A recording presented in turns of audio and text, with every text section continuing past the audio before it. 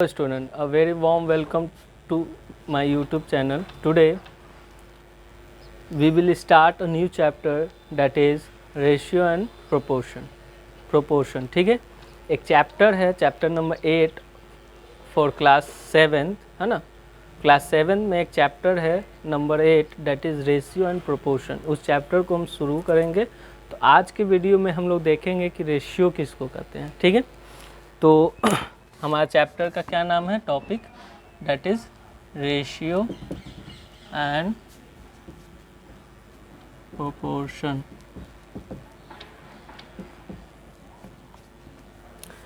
तो सबसे पहले हम सीखेंगे कि रेशियो होता क्या है।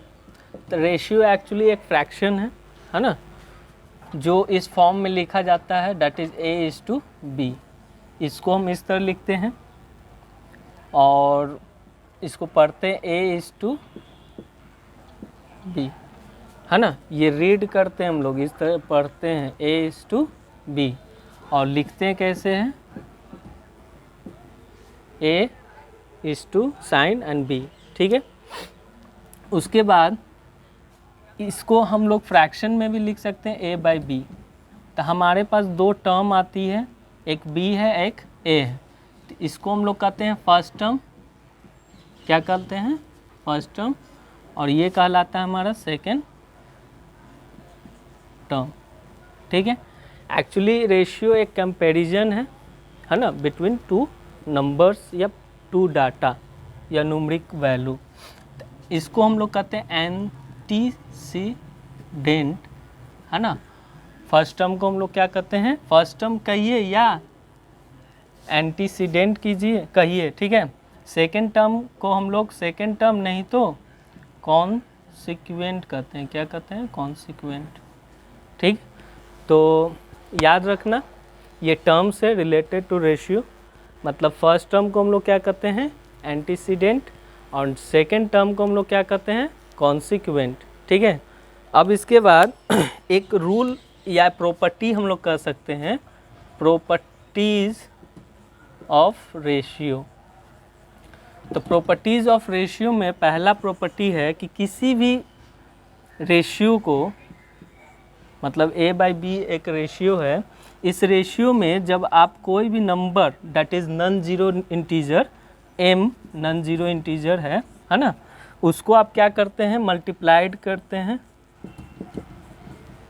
That is multiply. अगर आप फर्स्ट टर्म, है ना, या सेकेंड टर्म के साथ सेम नंबर से आप मल्टीप्लाई करते हैं तो उसके रेशियो में कोई बदलाव नहीं आती है। ठीक है, दैट इज़ हम लिख सकते हैं A is multiplied with M, B is also multiplied with M। मतलब सेम नॉन जीरो इंटीजर से हम क्या करते हैं, मल्टीप्लाई करते हैं, तो इसका रेशियो में कोई बदलाव नहीं आता। मतलब हम क्या लिख सकते हैं, इसको तो MA या MB लिखते हैं। ठीक है, therefore we can write that कि A:B बराबर होगा किसके, MA:MB के। ठीक, और सेकेंड हमारा डिवीज़न का रूल है ना, कि सेम नॉन जीरो इंटीजर से अगर हम डिवाइड करते हैं तो उसके रेशियो में कोई बदलाव नहीं आता है। मतलब A:B can be written as A divided by M is to B divided by M। इसको हम लिखते हैं A divided by M is to B divided by M। ठीक है, और ये A:B के इक्वल है। तो ये सेकेंड प्रॉपर्टी है। ठीक है, मूव करते हैं कि इस पे बेस्ड कैसा क्वेश्चन होता है। एक टॉपिक और हम लोग को पढ़ना है, that is comparison of ratio. तो कंपैरिजन ऑफ रेशियो भी सिमिलर है, जैसे हम लोग कंपैरिजन ऑफ फ्रैक्शन करते हैं ना, उसी तरह कंपैरिजन ऑफ रेशियो। जैसे अगर हमको कंपेयर करना होगा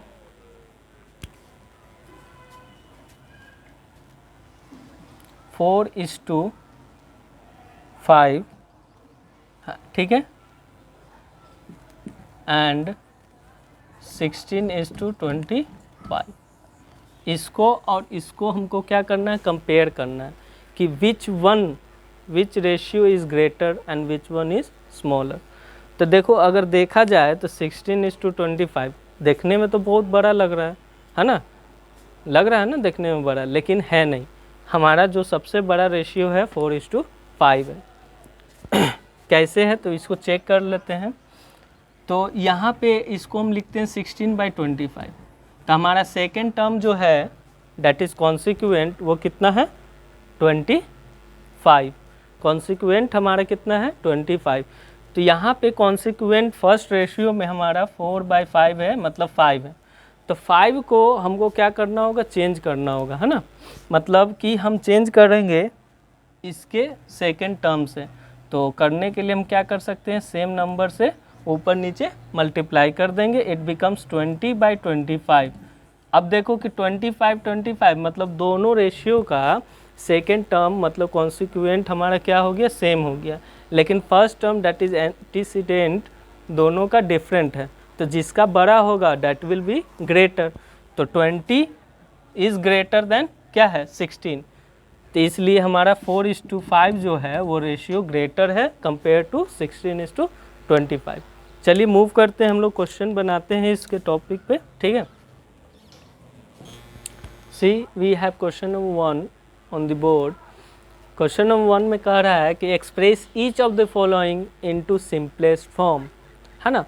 तो फ्रैक्शन में हम लोग सिंपलेस्ट फॉर्म देखते थे कि दोनों का फैक्टर या HCF हाईएस्ट कॉमन फैक्टर 1 के अलावा कोई नहीं हो, है ना, तब हम लोग कहेंगे कि वो फ्रैक्शन क्या है, सिंपलेस्ट फॉर्म में। तो यहाँ पे भी हमारा सेम कंसेप्ट लगेगा।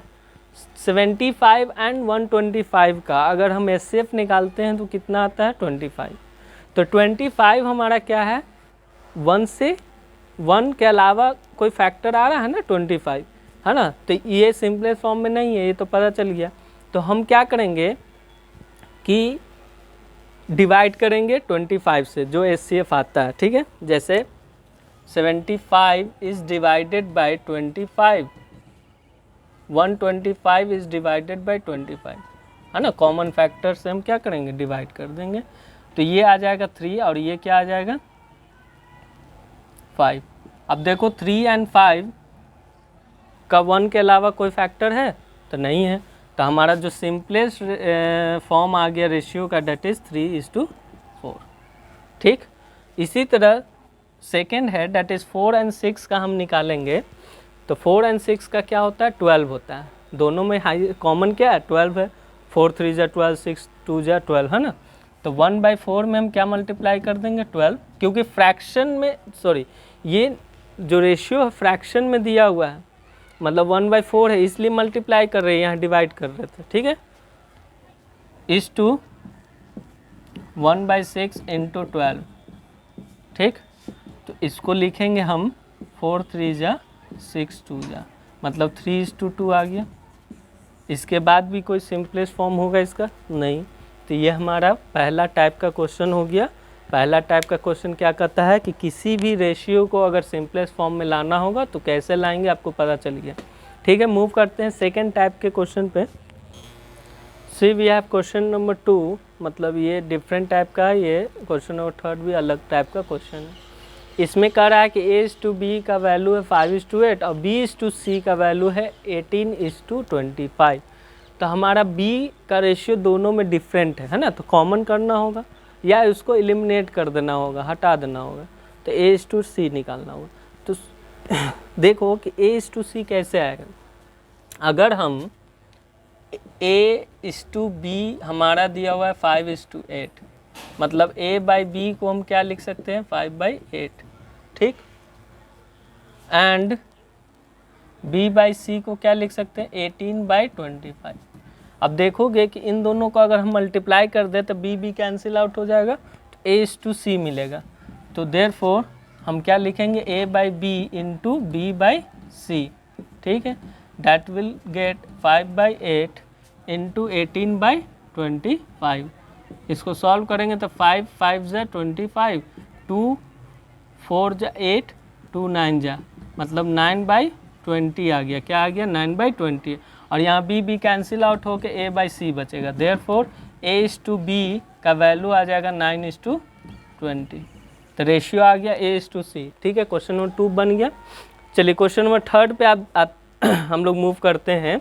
तो क्वेश्चन नंबर 3 में बोल रहा है कि if 2A = 3B = 4C find the value of A:B:C, ठीक।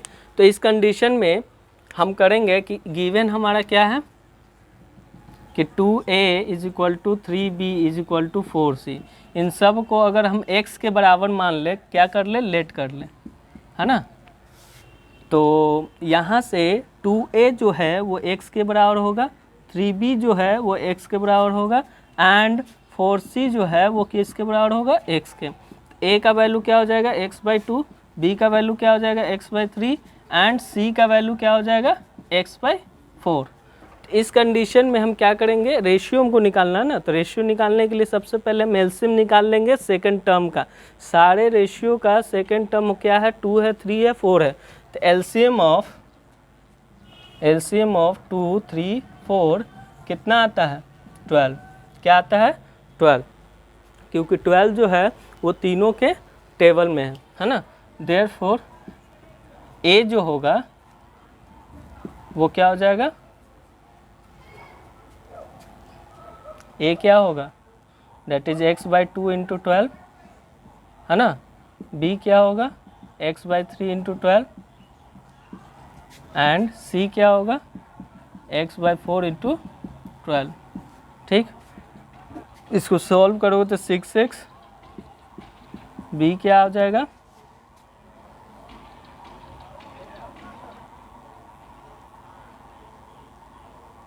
4x एंड c क्या होगा 3x, ठीक। देयरफॉर जो रेशियो होगा A:B:C दैट इज 6:4:3, ठीक। This is your answer. चलिए मूव करते क्वेश्चन नंबर 4 टाइप के, है ना। See we have question number 4, if x is to y = 3:2 find 2x + 3y is to 3x + 5y, ठीक। तो सॉल्यूशन में हम लिख सकते हैं x/y = 3/2 होगा, ठीक। गिवन मैंने हमको सॉल्यूशन क्या करना, 2x + 3y, रेशियो का मतलब डिवाइडेड बाय 3x + 5, है ना। तो एक चीज़ देखो कि y से डिवाइड करोगे क्योंकि y डिनोमिनेटर में है ना। अगर हम इसको ये पूरे टर्म को क्या करते हैं, y से डिवाइड करते हैं, इसको भी y से डिवाइड करते हैं, तो रेशियो में कोई चेंजेस नहीं आएगी। तो इस ये जो होगा वो हो जाएगा 2 × xy + 3 हो जाएगा, और ये क्या हो जाएगा 3 × xy + 5 हो जाएगा, ठीक है। इसको जब सॉल्व करते हैं फर्दर तो 2 × देखो xy का वैल्यू कितना है 3/2 + 3 डिवाइडेड बाई 3 × 3/2 + 5। इसको सॉल्व करोगे तो ये 2 2 कैंसिल आउट हो गया, 3 + 3 दैट इज 6, और नीचे हो जाएगा 9/2 + 5 होगा ना। इसको लिखेंगे हम 6 डिवाइडेड बाई 9 + 10, और ये 2 ऊपर चला जाएगा, दैट इज 6 × 2 डिवाइडेड बाई 9 + 10, ये हो जाएगा 12/19, है ना। देयरफॉर हमारा जो रेशियो होगा, है ना, देयरफॉर 2x + 3y, है ना, इज टू 3x + 5y, इसका वैल्यू आ जाएगा 12:19, ठीक है। तो ये हमारा रिक्वायर्ड सॉल्यूशन हो गया, ठीक है। आज हम इस वीडियो को यहीं पे एंड कर रहे हैं। नेक्स्ट वीडियो में हम लोग words problem regarding to ratio ही देखेंगे, ठीक है। रेशियो टॉपिक का वर्ड्स प्रॉब्लम देखने जा रहे हैं, ठीक है। Thank you class.